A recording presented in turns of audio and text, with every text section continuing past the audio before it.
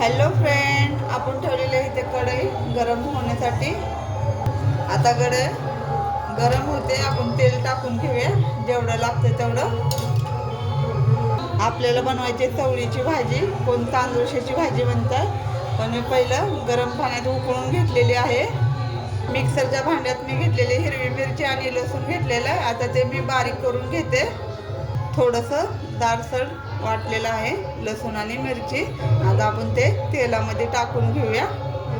आता आपण लसूण आणि मिरची टाकून घेऊया. तेलामध्ये टाकलेले आहे लसूण आणि मिरची टाकलेले तेलामध्ये एकदा एकजीव करून घेऊया.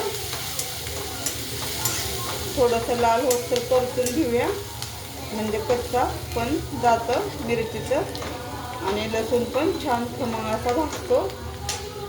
भाजी आपण छान अशी पिळून घेतलेली आहे, पाहून घ्या. लसूण आणि मिरची छान असे भाजलेले. आता आपण ही भाजी टाकून घेऊया. आता भाजीला एकजीव करून घेऊया.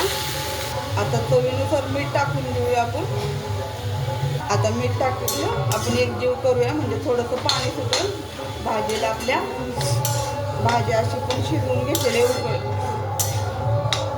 आता थोडासा शेंगाचा कूट टाकूया आपण यामध्ये. अगदी थोडा टाकायचा, नाही टाकलं तरी पण चालतं. आता एकजीव करून घेऊया.